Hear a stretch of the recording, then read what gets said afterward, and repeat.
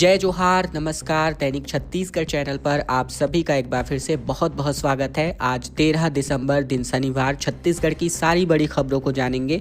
पहली बड़ी खबर छत्तीसगढ़ आंध्र प्रदेश बॉर्डर से निकल कर आ रही है, जहां एक यात्री बस घाटी में जा गिरी। तकरीबन 9 यात्रियों की ऑन द स्पॉट डेथ हो गई।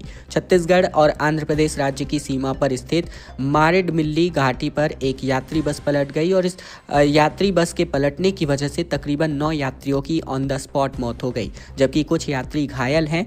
घायलों को इलाज के लिए भद्राचलम अस्पताल में भर्ती कराया गया है और मृतकों का आंकड़ा बढ़ने की आशंका है।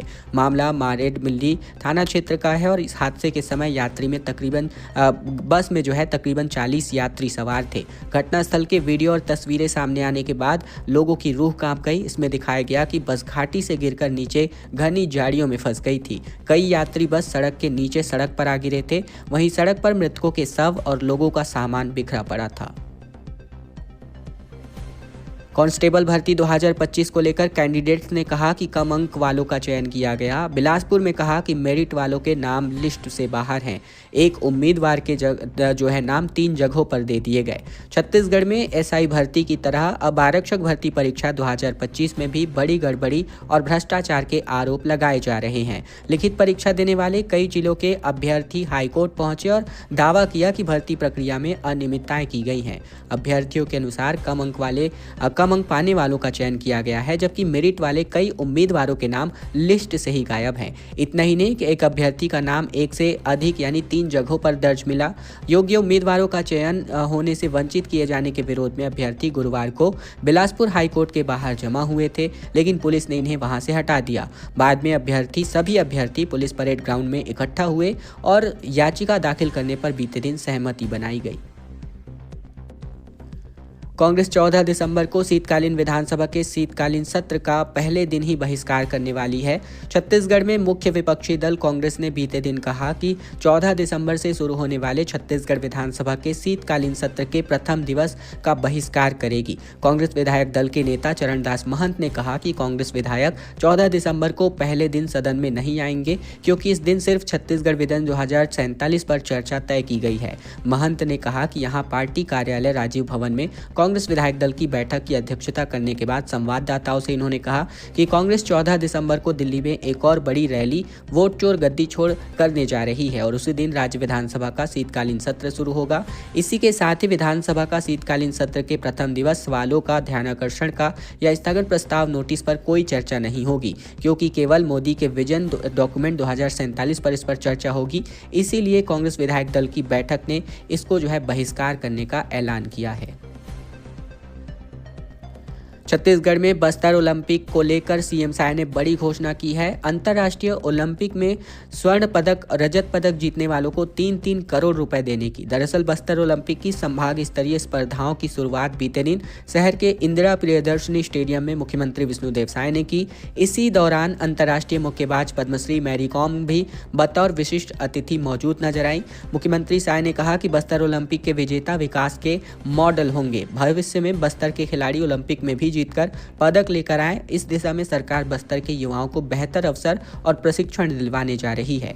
वहीं अंतर्राष्ट्रीय स्तर के ओलंपिक खेलों में राज्य के खिलाड़ी स्वर्ण, रजत या कांस्य पदक अगर जीत कर आते हैं तो इन्हें सरकार 3-3 करोड़ और 2 करोड़ रुपए की सम्मान राशि सौंपेगी। इन्होंने कहा कि सरकार बस्तर के गांव-गांव में विकास की मुख्य धारा पहुंचाएगी और इस दिशा में सरकार हर संभव प्रयास कर रही है। धान खरीदी केंद्र में किसान की ट्रैक्टर से दब करके मौत हो गई और इंजन और ट्रॉली के बीच गिरे बोरी को उठाने के दौरान ये अचानक से पीछे की ओर सरक गई गाड़ी, जिसकी वजह से ये हादसा हुआ। छत्तीसगढ़ के बलरामपुर जिले के कुसमी धान खरीदी केंद्र में एक बड़ा हादसा हो गया, जहां ट्रैक्टर की चपेट में आने की वजह से किसान की मौके पर ही मौत हो गई। ये घटना सुबह लगभग 11 बजे हुई, जहाँ मृतक किसान की पहचान ग्राम केदली निवासी हरिमोहन एक्का के रूप में की गई है। जानकारी के मुताबिक किसान हरिमोहन ट्रैक्टर से खुद ड्राइवर के साथ धान बेचने पहुंचे थे। वहीं प्रत्यक्षदर्शियों का माने तो ट्रॉली से धान की 4-5 बोरियां नीचे गिर गई थी। हरिमोहन एक्का और उनका ड्राइवर इन बोरियों को उठाने के लिए ट्रैक्टर के इंजन और ट्रॉली के बीच पहुंचे हुए थे। रायगढ़ में जेपीएल कोल खदान के विरोध में आर्थिक नाकेबंदी हो गई, जहां ग्रामीणों ने शांतिपूर्ण तरीके से आंदोलन शुरू किया है और जन सुनवाई को निरस्त करने की मांग की जा रही है काफी लंबे अरसे से। छत्तीसगढ़ के रायगढ़ जिले के तमनार ब्लॉक के जेपीएल की प्रस्तावित कोयला खदान का ग्रामीण लगातार विरोध कर रहे हैं। कुछ दिन पहले ही प्रशासन ने चुपचाप जन सुनवाई करवा दी, लेकिन इसके खिलाफ अब ग्रामीणों ने आर्थिक नाकेबंदी करके अपना आंदोलन शुरू कर दिया है। शुक्रवार की दोपहर लिब्रा के सीएचपी चौक पर ग्रामीणों के इकट्ठा होने लगे और फिर जमीन पर बैठकर आर्थिक नाकेबंदी शुरू कर दी गई, जिसमें 10 से ज्यादा गांवों की महिलाएं और पुरुषें शामिल हैं। प्रत्यक्षदर्शियों ने प्रदर्शनकारियों ने शांतिपूर्ण तरीके से अपना विरोध जताया। ग्रामीणों का कहना है कि इस आंदोलन के लिए उन्होंने एसडीएम के नाम आवेदन दिया था। आवेदन में लिखा था कि मारे गए गारे पिल्मा सेक्टर 1 के तकरीबन स्थापना संबंधित पर्यावरणीय जनसुनवाई 8 दिसंबर को हाई स्कूल मैदान में होनी थी, लेकिन इसे किसी और जगह शिफ्ट कर दिया गया और जनसुनवाई में आम लोगों को शामिल होने से पुलिस ने रोक भी दिया था। सरगुजा में तकरीबन 80,000 मतदाताओं ने नहीं भरा है एसआईआर फॉर्म। अंतिम तिथि है 18 दिसंबर तक, लेकिन 24,000 से अधिक मतदाताओं पर घर पर ही नहीं मिले हैं। छत्तीसगढ़ के सरगुजा जिले में एसआईआर की प्रक्रिया में अब तक तकरीबन 80,000 मतदाताओं ने फॉर्म नहीं भरा है। यह कुल मतदाताओं की संख्या का तकरीबन 11% है। एसआईआर की प्रक्रिया के दौरान 24,000 से अधिक मतदाता अपने घर पर ही नहीं मिले। माना जा रहा है कि इनमें से अधिकतर मजदूर हैं। अब एसआईआर फॉर्म के 18 दिसंबर तक भरे जाने की संभावना है। वहीं सरगुजा जिले में एसआईआर की प्रक्रिया में कुल मिलाकर 6,74,980 मतदाताओं के फॉर्म भरे जाने थे, जिनमें से तकरीबन 18,638 मतदाता मृत पाए गए। इनके नाम अब मतदाता सूची से विलोपित कर दिए गए हैं। इसके अलावा भी अभियान को 2 बार तिथि बढ़ाए जाने के बावजूद अब तक जिले में तकरीबन 80,094 मतदाताओं ने एसआईआर फॉर्म भरकर जमा नहीं किया है। गुरुछाया संस्था ने 57 अनाथ बच्चों को दिया सहारा। धमतरी में शिक्षक टीम शिक्षा से रोजगार तक देगी पूरा सहयोग। छत्तीसगढ़ के धमतरी में माता पिता से वंचित बच्चों को अब शिक्षकों का सहारा मिल रहा है। गुरुछाया नामक संस्था ने इन बच्चों के भविष्य को लेकर संवारने का बीड़ा उठाया है। हाल ही में संस्था ने 57 ऐसे बच्चों को सम्मानित किया है और उनकी शिक्षा से लेकर रोजगार तक मदद करने का निर्णय किया है। धमतरी जिले के नगरी क्षेत्र के कुछ शिक्षकों ने मिलकर गुरुछाया संस्था का गठन किया है। इसका विमोचन और शुभारंभ कार्यक्रम कुकरेल के शासकीय पूर्व माध्यमिक शाला में आयोजित किया गया। इस अवसर पर माता पिता से वंचित तकरीबन 57 बच्चों को सम्मानित किया गया और उन्हें शिक्षा में उपयोगी आवश्यक सामग्रियां उपलब्ध कराई गई हैं। एसआईआर की प्रक्रिया शुरू होने के तकरीबन 38 दिन बाद हेल्पलाइन नंबर जारी कर दिया गया है। रायपुर जिला प्रशासन ने विधानसभावार नंबर जारी किए हैं। एक कॉल में आपको समाधान मिलने वाला है। छत्तीसगढ़ की राजधानी रायपुर समेत पूरे प्रदेश में विशेष गहन पुनरीक्षण कार्यक्रम यानी एसआईआर की प्रक्रिया तकरीबन 4 नवंबर से जारी है। अभियान के अंतर्गत प्रदेश भर के तकरीबन 99% से ज्यादा मतदाताओं की प्रक्रिया पूरी होने का दावा सरकार कर रही है। ऐसे में भारत निर्वाचन आयोग के अधिकारियों ने एसआईआर प्रक्रिया की तिथि आगे बढ़ा दी है और अब पूरे प्रदेश में 18 दिसंबर तक ये प्रक्रिया चलेगी। इसी बीच रायपुर जिला प्रशासन के अधिकारियों ने अभियान को सुचारू और नागरिकों के लिए अधिक सुविधाजनक बनाने रायपुर जिला प्रशासन ने कदम उठाया है। मतदाता सूची से जुड़ी किसी भी समस्या का जैसे नाम जोड़ने, संशोधन करने, विलोपन या फिर तकनीकी दिक्कतों के लिए लोगों को बार बार कार्यालयों के चक्कर नहीं लगाने होंगे। एसआईआर प्रक्रिया शुरू होने के तकरीबन 38 दिन बाद जाकर जब ये एसआईआर प्रक्रिया बंद होने वाली है, सरकार ने हेल्पलाइन नंबर जारी किया है शिकायतों को सुनने और दर्ज कराने और समाधान के लिए।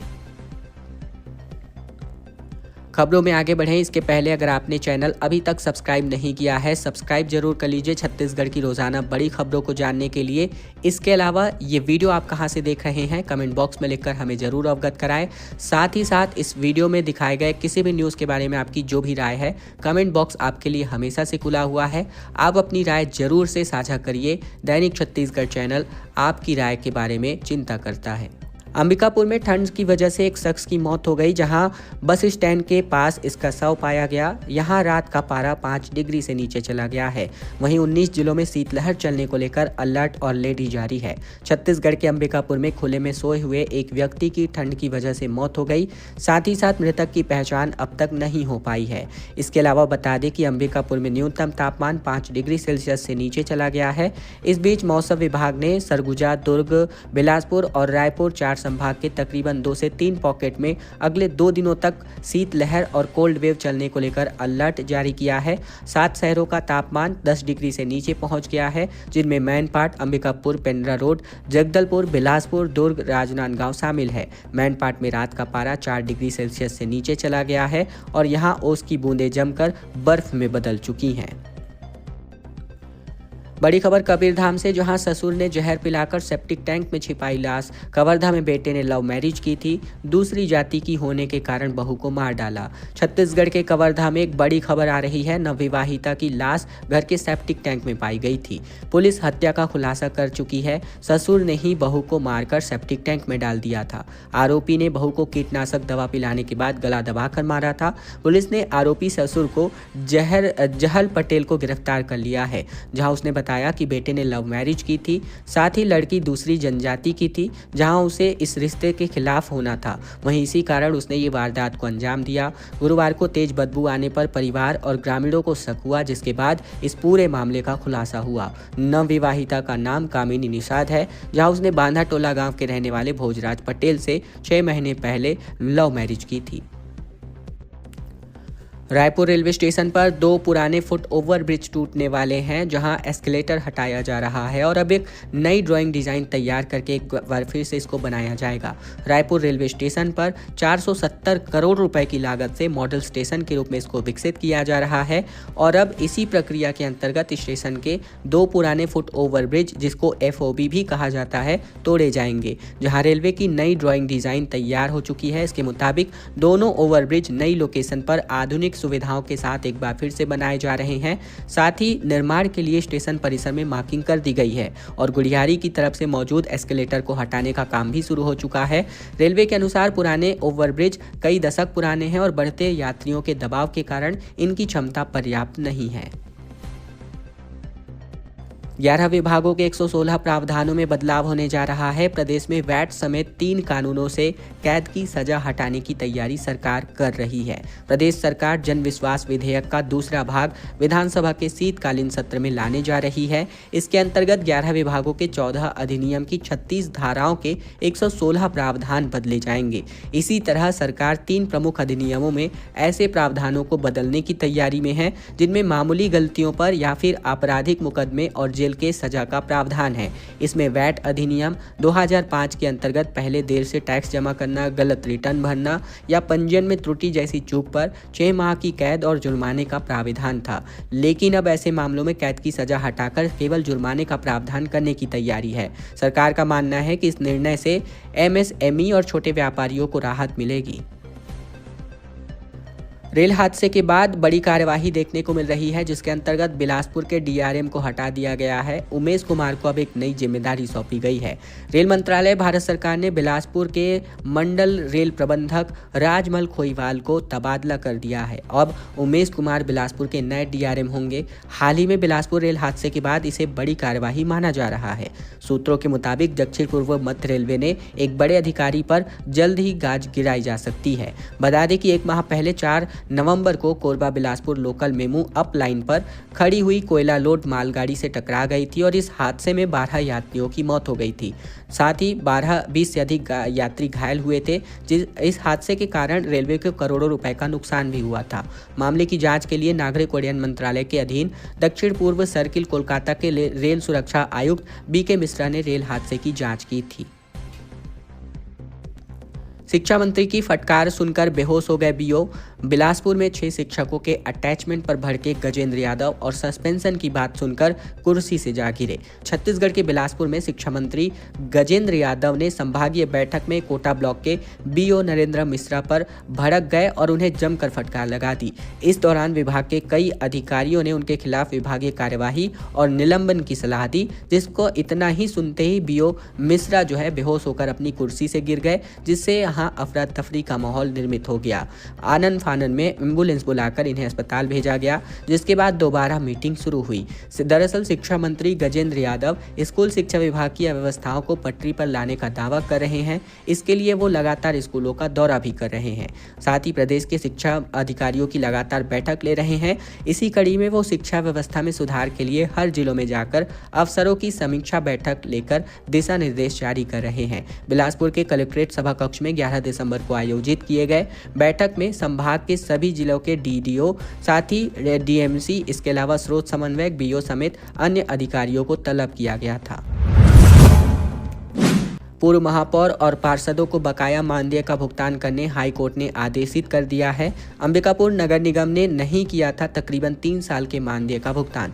छत्तीसगढ़ हाई कोर्ट ने अंबिकापुर नगर निगम के पूर्व महापौर और पार्षदों के लंबित मानदेय को लेकर गाइडलाइंस जारी कर दिया है। इस मामले को सुलझाने के आदेश दिए गए हैं। 2019 से 2025 के कार्यकाल के निर्वाचित महापौर और पार्षदों का मानदेय जून 2023 से ही लंबित है। जनवरी 2025 में इनका कार्यकाल भी समाप्त हो गया। ऐसे में निगम के पूर्व महापौर डॉक्टर अजय तिर्की और कांग्रेस से जुड़े 21 पार्षदों ने लंबित मानदेय भुगतान न होने पर छत्तीसगढ़ हाई कोर्ट में याचिका दायर की थी। छत्तीसगढ़ सरकार के 2 साल पूरा होने पर राज्य के 21,000 से ज्यादा श्रमिकों को तकरीबन 20 करोड़ 20 लाख रुपए का तोहफा दिया गया है।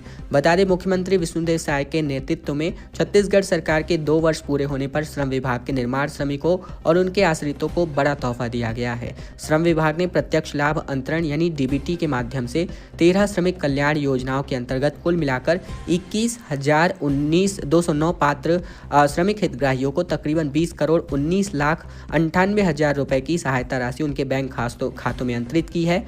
श्रम मंत्री लखनलाल देवांगन के मार्गदर्शन में भवन एवं अन्य सनिर्माण कर्मकार कल्याण मंडल के अध्यक्ष डॉक्टर राम प्रताप सिंह और विभाग के सचिव श्री हिमशेखर गुप्ता और अन्य अधिकारियों की मौजूदगी में अटल नगर नवा रायपुर में आयोजित कार्यक्रम में डीबीटी के माध्यम से उक्त राशि पंजीकृत निर्माण श्रमिकों को पारदर्शी और त्वरित वित्तीय सहायता उपलब्ध कराने के उद्देश्य से दी गई है। सुकमा में 10 नक्सलियों ने आत्मसमर्पण किया है। AK-47 और SLR जैसी हथियार लेकर के अपने सामने आए थे। इसके अलावा 33 लाख के इनामी भी थे और तिरंगा देकर इनको सरेंडर करवाया गया। छत्तीसगढ़ के सुकमा जिले में तकरीबन 10 नक्सलियों ने आत्मसमर्पण किया है, जिनमें से 6 महिला कैडर भी नक्सली शामिल हैं। ये नक्सली AK-47, SLR जैसे हथियार अपने साथ लेकर आए थे। इन सभी नक्सलियों पर 33 लाख रुपए का इनाम घोषित था। बस्तर पुलिस ने तिरंगा देकर इन्हें सरेंडर करवाया। जानकारी के मुताबिक इन आत्मसमर्पण करने वाले नक्सलियों में PLGA प्लाटून कमांडर, कंपनी सदस्य, ACM जैसे कैडर्स के नक्सली शामिल हैं। पिछले कई सालों तक नक्सल संगठन में काफी सक्रिय थे, लेकिन अब हिंसा का रास्ता छोड़कर मुख्य धारा में वापस लौट आए हैं। खबरों का सिलसिला बस यहीं तक का था। अगर आपको यह वीडियो पसंद आया है, वीडियो को लाइक करना बिल्कुल मत भूलिएगा। इसके अलावा इस वीडियो के बारे में आपकी क्या राय है, कमेंट बॉक्स में लिखकर हमें जरूर अवगत कराएं। आपकी हर एक प्रतिक्रिया हमारे लिए महत्वपूर्ण होती है, इसीलिए आप अपनी राय कमेंट, लाइक, शेयर, सब्सक्राइब के रूप में जरूर दीजिएगा। अगले वीडियो में फिर आपसे होगी मुलाकात। तब तक के लिए धन्यवाद, नमस्कार और जय जोहार।